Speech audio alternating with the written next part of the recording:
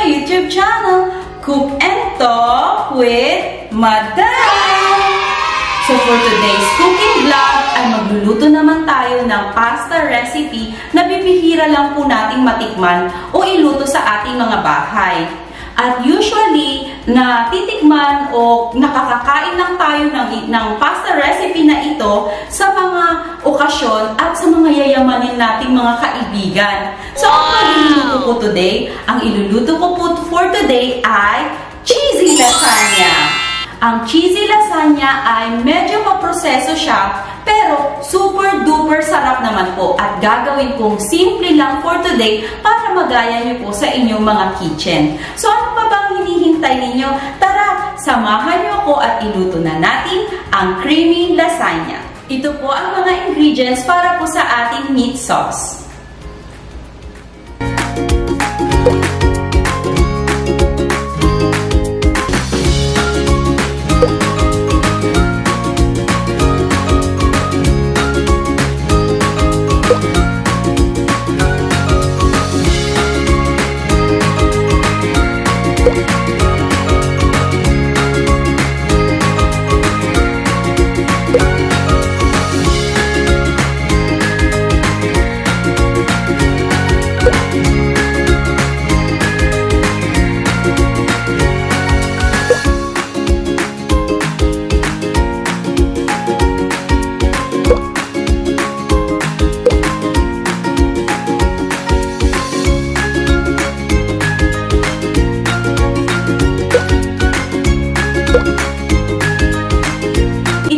Po ang mga ingredients para po sa ating white sauce.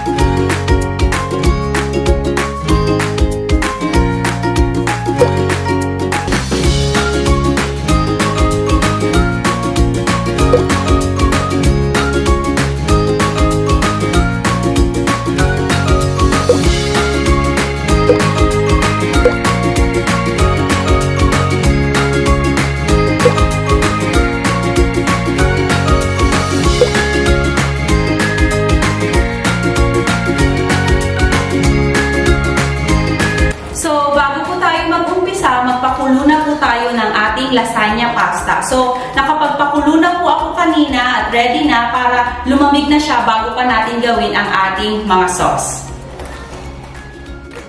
So, ayun na mga madam, ready na tayong magluto. So, umpisahan na natin iluto ang ating meat sauce.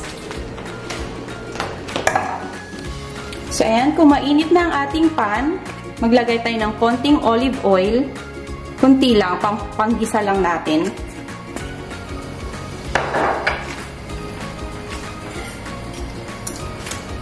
And, ilagay na natin ng ating, kung mainit na yung mantika, ilagay na natin yung ating bawang, minced garlic.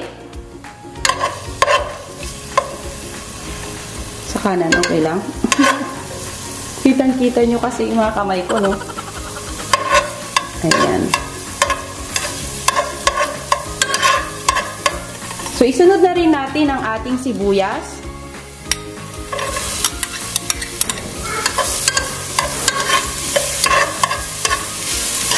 So, wag nating susunugin ang ating bawang at sibuyas dahil ayaw natin pumait ang ating lasagna. So, unahin lang muna natin ang ating meat sauce para lang din tayong gumagawa ng spaghetti sauce. Red sauce nga ang tawag ng iba dito eh.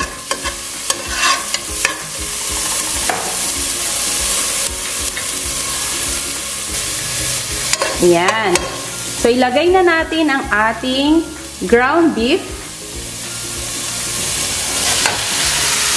Okay. So, gusto natin na mag-caramelize yung ating ground beef.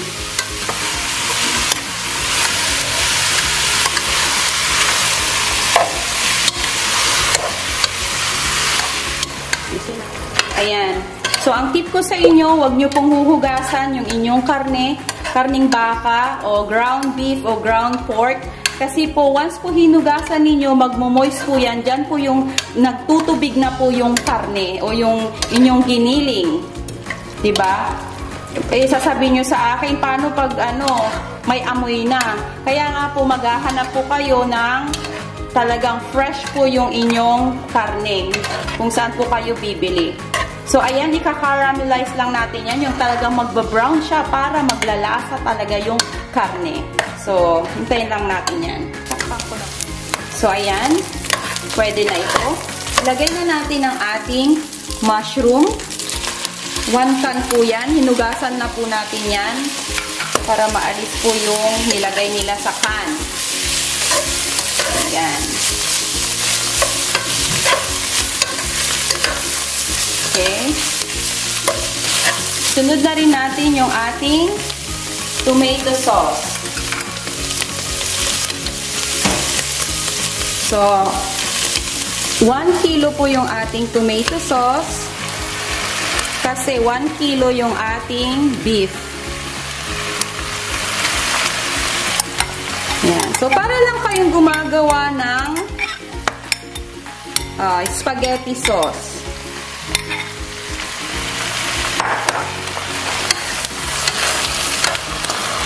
Yan.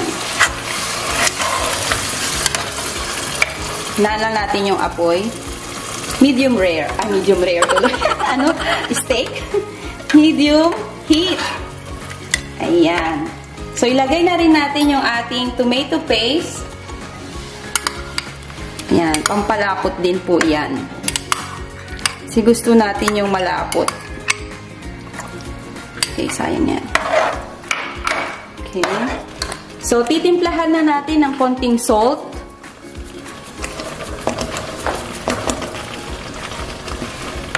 At pepper.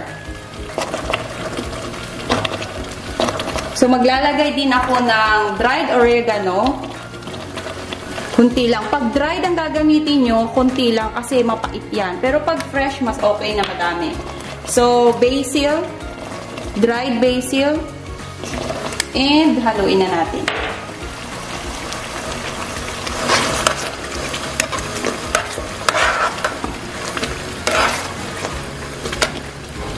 Siyempre, kung gusto ninyo na mas meaty pa yung beefy yung lasa niyan, maglagay tayo ng beef cubes. Sa akin, tinunaw ko na yung ating beef cubes sa tubig. Para hindi ganun kaalat. Ayan. Seryoso, no? Seryoso natin magluto today.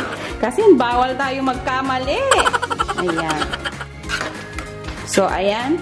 Pakukulan lang natin ito. Tapos, huwag masyadong masabaw para hindi siya mag-overflow sa ating layering mamaya. So, hintayin lang natin yan na mag-simmer.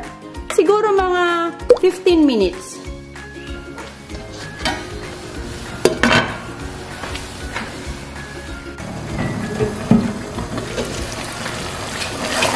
So, ayan mga madam. Pwede na yung ating sauce. Kung malapot na, ayan, tingnan nyo. Kita ko sa inyo. Ayan, ganyan. Yung wala halos sabaw. Wow! Ayan, ang meaty, diba? Yummy yan, mamaya. So, patayin na natin. So, ayun na nga mga madam, natapos na natin yung ating meat sauce o yung tinatawag nilang red sauce. So, isunod naman natin ang ating white sauce. So, sobrang maproseso pero worth it naman po ito. Sabi nga nila, nasa hard work ang success. Ayan na naman po tayo sa success. O, ayan. So, umpisahan na natin ang ating meat sauce.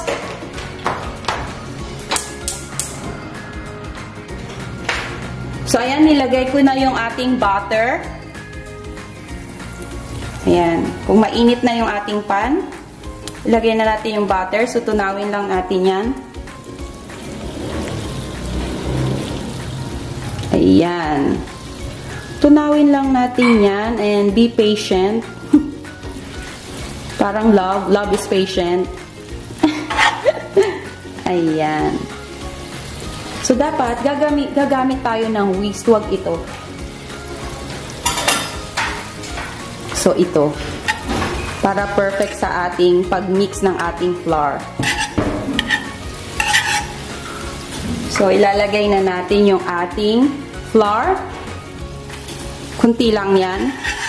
Mga 1½ tablespoon.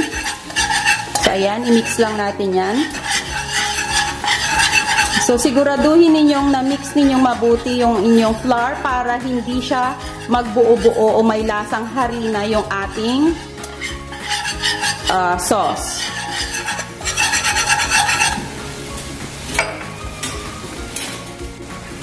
So, isunod na natin ang ating milk. Pwede po kayong gumamit ng fresh milk or evaporated milk. So, ang ginamit ko po dito ay evaporated milk. So, ayan. Ang tawag po dito sa ginagawa natin is bechamel, sabi nila. Pag nilagyan na ng cheese, nakalimutan ko na kung ano yung tawag doon. So, itong process na ito ay bechamel. Ang social pakinggan, di ba? So, ang lasagna kasi ay Italian style ng cooking. So, ayan. So, isunod na natin yung ating Nestle cream or yung ating all-purpose flour. All-purpose cream. Ayan na naman tayo eh. Ayan. Gusto kasi natin na lumapot yung ating sauce. Ayan. Ayan.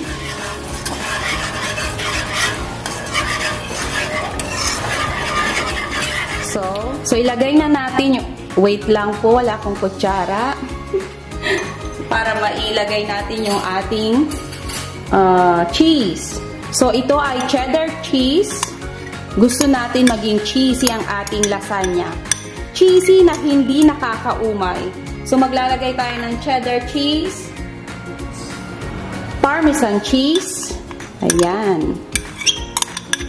At ang ating mozzarella cheese. So, half lang dito, or hindi, 1/4 lang. Kasi yung iba, ilalagay natin sa toppings mamaya. So, ayan.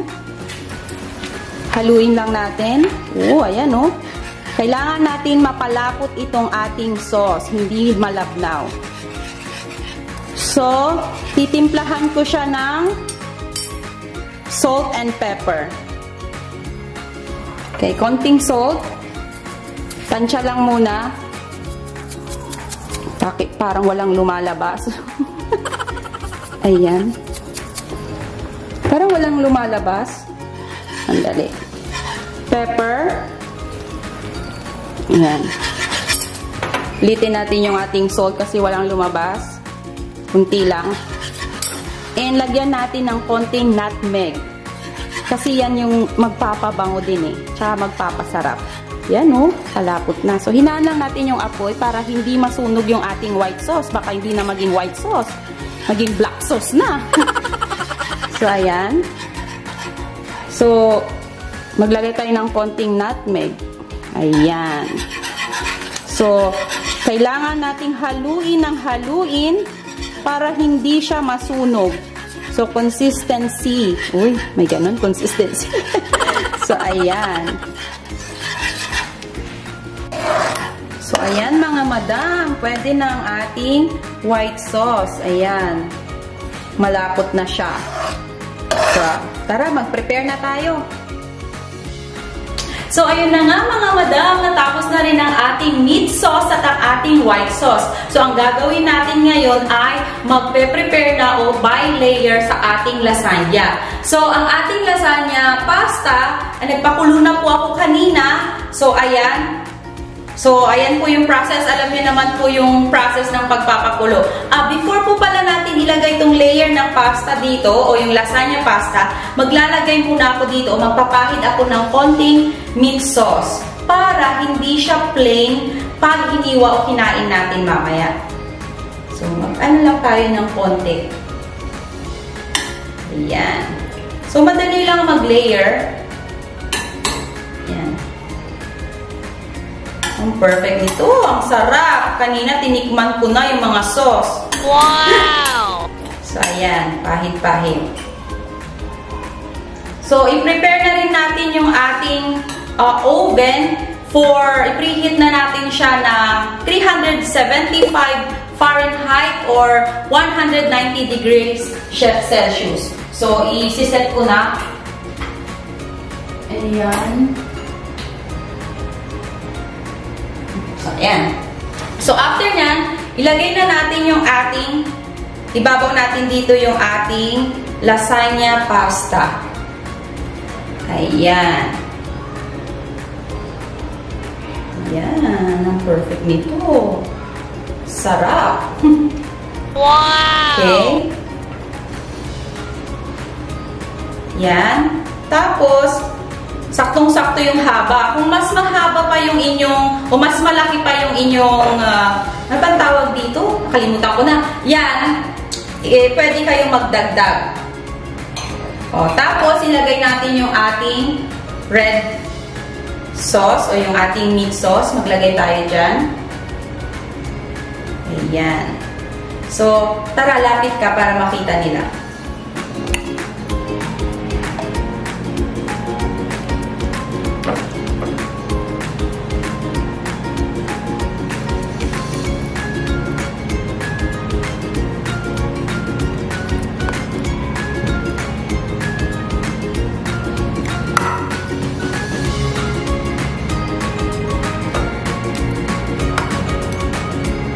Kailangan siksik, liglig para masarap. Wow! Okay? Tapos ilagay natin yung ating another layer. Ayan. So, another layer. So, tig 3 lang ito kasi yun yung sakto dun sa aming lalagyan. Shipping dish ba? Anong tawag? Nakalimutan ko. Nasa-search ko muna. So, ayan. Pag nalagyan, lagyan na natin ng ating white sauce. Wow! Ito ang ating creamy white sauce. Yan, yung mga cheese. Cheesy talaga ang ating lasagna. Kasi kakikita mo kung lapot na siya. Yan. Okay. Huwag natin tipirin. Para pag kinain mo, ayan. So, ayun na mga madam. Ulit-ulit lang yan, layer by layer. So, yung ating lasagna pasta, red sauce or yung meat sauce, and then yung ating lasagna pasta and another white sauce. Okay, so sunod-sunod lang yan. So, ayun mga madam, halos matapos na tayo. So, pag nailagay na natin sa pinakaharap yung inyong meat o yung inyong meat sauce, lagyan na natin ng white sauce sa ibabaw. Para perfect talaga yan. So, papahiran natin yan ng white sauce. Ang sarap nito, mga madam. Excited na akong matikman at makakain pala, hindi lang tikim. So, ayan.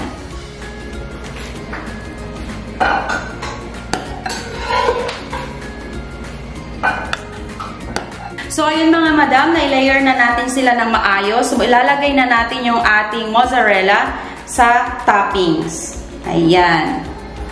Yung ating toppings. Para perfect talaga yan.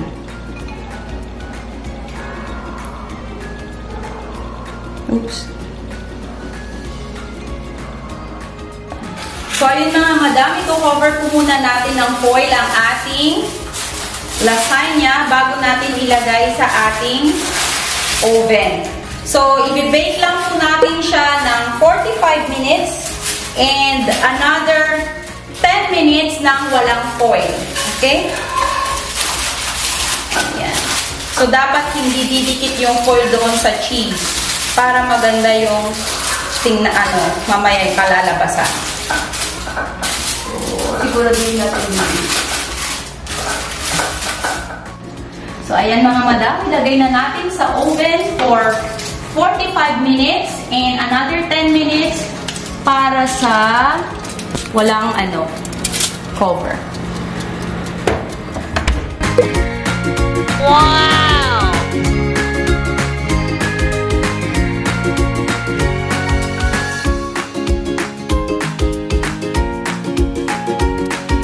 So, ayun na nga mga madam, natapos na ang ating lasagna, natapos na natin i-bake ang ating lasagna.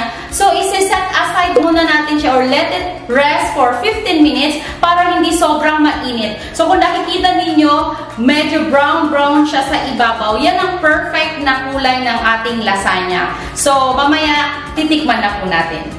So, ayun na nga mga madam, after 15 minutes, titikman na natin ang ating lasagna.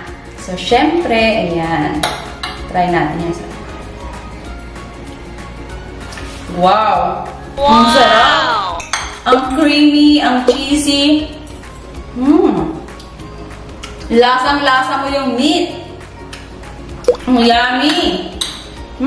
Parang ayaw ko na tumigim-tumigim, ah.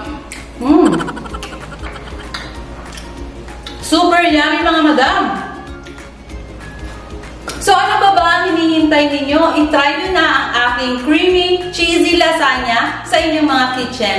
And please, don't forget to follow my Facebook page for more fun and exciting reels. And don't forget to like, share, and subscribe to my YouTube channel, Cook and Talk with